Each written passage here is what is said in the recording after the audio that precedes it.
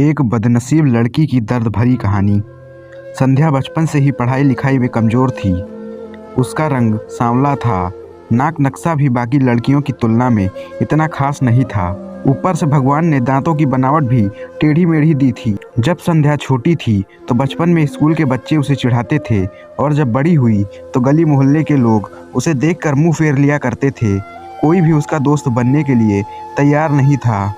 उसके रिश्तेदार भी कुछ खास उसे भाव नहीं दिया करते थे। बस एक उसकी माँ ही थी जिसे उसके सूरत या लुक से कोई फर्क नहीं पड़ता था। माँ संध्या से और संध्या माँ से बेहद प्यार करती थी। दुनिया भर की आलोचनाओं को सहने की शक्ति थी उसकी माँ। जब कोई उसे डफर बोल देता या जब कोई उसे बदसूरत बोल देता, जब संध्या को शादी के लिए देखने आए लोग उसे बिना पसंद किए लौट जाते, यहाँ तक कि जब खुद उसके पापा ही उसे मनहूस बोल देते, तब माँ ही तो थी जो उसे समझाती कि लोगों के बोलने से क्या होता है, तू तो मेरी प्यारी बेटी है। भगवान के किए इतने सारे अन्यायों के बावजूद संध्या जीना सीख गई थी। वह खुश रहना सीख गई थी। जो भी गिने चुने लोग उससे बात करते थे वह उन्हें चुटकुले सुनाकर हंसाया करती और खुद भी ठहाके लगाकर हंसा करती। इसके अलावा एक और बहुत बड़ी खूबी थी संध्या की, उसे खाना बनाने में बहुत मज़ा आता था। और ना सिर्फ खाना बनाने में मज़ा आता था, उसका बनाया खाना खाकर लोगों को जो स्वाद आता था वह उनको तृप्त कर देता था। और यह उसमें अपने आप तो नहीं आया था। दुनिया के ठुकराए जाने के बाद उसने अपना सारा समय खाने की रेसिपीज़ की किताबें, रेडियो सोर्स और टीवी चैनल्स को समर्पित कर दिए थे। संध्या की तारीफ तो कोई भी नहीं करता था, लेकिन उसके हाथों के बने खाने की तारीफ वह हर व्यक्ति करता था जो उसे एक बार चख लेता।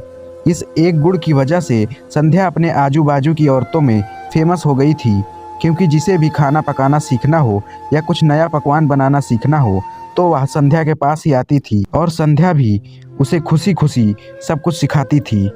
उसके पास आने वाली सभी औरतें अच्छा खाना बनाना सीख जाती, लेकिन लाख कोशिश करने के बाद भी संध्या के हाथों का वह जादू जो सबको तृप्त कर जाता था वह कोई नहीं सीख पाया। संध्या की जिंदगी इन्हीं उतार चढ़ावों के साथ कट रही थी। एक बार फिर माँ बाप ने जी तोड़ कोशिश कर एक फैमिली को संध्या को देखने के लिए मना लिया था और अगले दिन लड़का संध्या को देखने आने वाला था। संध्या को इस बात की खबर होने पर वह दुखी और गुस्सा हो गई थी कि बिना उससे पूछे पता नहीं क्यों माँ बाप लड़के को बुला लेते थे और उसका मजाक बना देते थे। माँ ने संध्या को समझाया था कि बेटा ऐसा ही होता है, कोई भी बेटी अपने माँ बाप के यहाँ हमेशा नहीं रहती, उसे एक दिन शादी करके जाना ही पड़ता है। अगले दिन संध्या सुबह सुबह ही लड़के वालों के आने से पहले ही सज संवर कर कहीं निकल गई थी।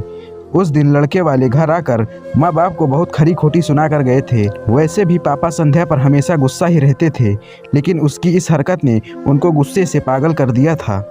उस दिन पापा ने संध्या का सारा गुस्सा माँ पर उतार दिया, यह कहकर कि एक मनहूस बेटी को जन्म देकर भी तुम्हारा मन नहीं भरा, इसलिए उसको लाड प्यार देकर सर पे बिठा लिया है।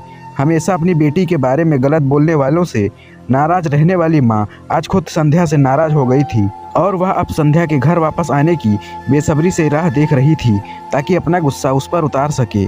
सूरज ढलने से पहले संध्या घर लौट आई थी।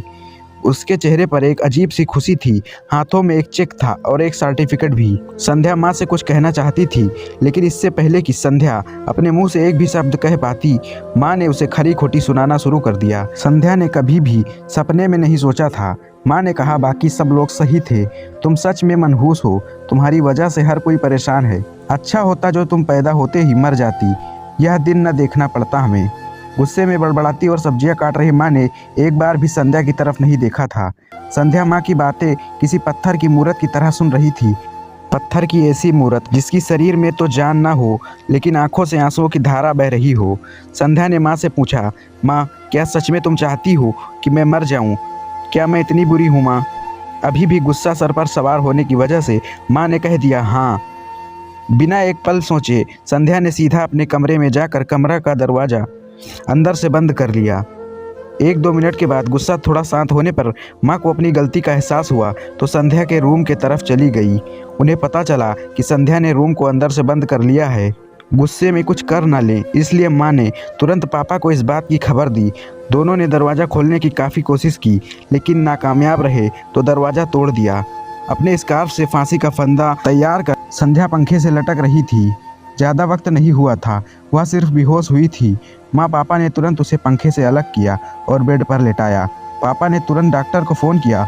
तब माँ का ध्यान बेहोश पड़ी संध्या के हाथ में पकड़ी एक चिट्ठी और पास में ही पड़े 5 लाख के चेक और 5 स्टार होटल में शेफ की नौकरी के लिए कन्फर्मेशन लेटर पर पड़ी, जो संध्या अपने साथ लाई थी। माँ और पापा ने वह चिट्ठी खोलकर पढ़ी जो उसने अभी अभी लिखी थी। चिट्ठी कुछ इस प्रकार थी। मम्मी और पापा, मैं जानती हूँ मेरे जन्म से लेकर आज के दिन तक मैंने ऐसा कुछ भी नहीं किया है जिस पर आप गर्व कर सकें, लेकिन मैं आपको बताना चाहती थी कि आज मैं खाना पकाने के नेशनल लेवल कंपटीशन को जीत चुकी हूँ और यह 5 लाख का चेक मुझे प्रथम स्थान पर आने के लिए मिला है। जीजस को मेरा खाना इतना पसंद आया था कि उन्होंने मुझे एक बहुत बड़े होटल में बतौर मास्टर शेफ की नौकरी के लिए कन्फर्मेशन लेटर ही दे दिया। पूरी दुनिया मेरे खिलाफ है, मुझे इस बात का कभी भी फर्क नहीं पड़ा था और ना ही बाबूजी की कड़वी बातें मैंने अपने दिल पर ली थी, क्योंकि मैं जानती थी कि बाहर से सख्त दिखते मेरे बाबूजी अंदर से तो मुझे प्यार ही करते हैं। प्यार ना करते होते तो बिना मांगे मुझे कपड़े, मिठाइयाँ, पटाखे ये सब लाकर न देते। माँ के प्यार को कोई क्या बयां कर सकता है। मेरी माँ मेरे लिए मेरी सारी दुनिया थी। जब माँ मेरे साथ होती तो मुझे किसी बात की परवाह ना होती थी। मेरी माँ मेरी थी, इसलिए मुझे किसी और की ज़रूरत ना थी। मेरी माँ मेरे साथ नहीं है तो मेरी दुनिया मेरे साथ नहीं है, इसलिए मैं आज दुनिया को ही अलविदा कहकर जा रही हूँ। मैं जानती हूँ आपने कभी ना कभी भगवान से यह दुआ ज़रूर मांगी होगी कि अगले जन्म में मेरी जैसी औलाद ना मिले, लेकिन मैं हमेशा यह प्रार्थना करती थी अगले जन्म में तो क्या, मेरे हर जन्म में मुझे आपके जैसे ही माता पिता मिले। और आज ही यही प्रार्थना करके उसी भगवान के पास जा रही हूँ। चिट्ठी पढ़ते पढ़ते माँ और पापा सर से पांव तक पछतावे में डूब गए थे और बेहोश पड़ी संध्या के सर पर हाथ फेरते हुए फूट फूट कर रोने लगे थे। दोस्तों, पूरी कहानी सुनने के लिए धन्यवाद। मैं जानता हूँ यह कहानी आपके दिल को छू गई है।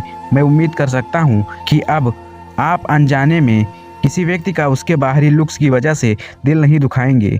आशा करते हैं यह कहानी आपको पसंद आई होगी। अगर यह कहानी आपको ज़रा सी भी अच्छी लगी है तो प्लीज़ इस वीडियो को लाइक करें और इस चैनल को सब्सक्राइब करना बिल्कुल ना भूलें।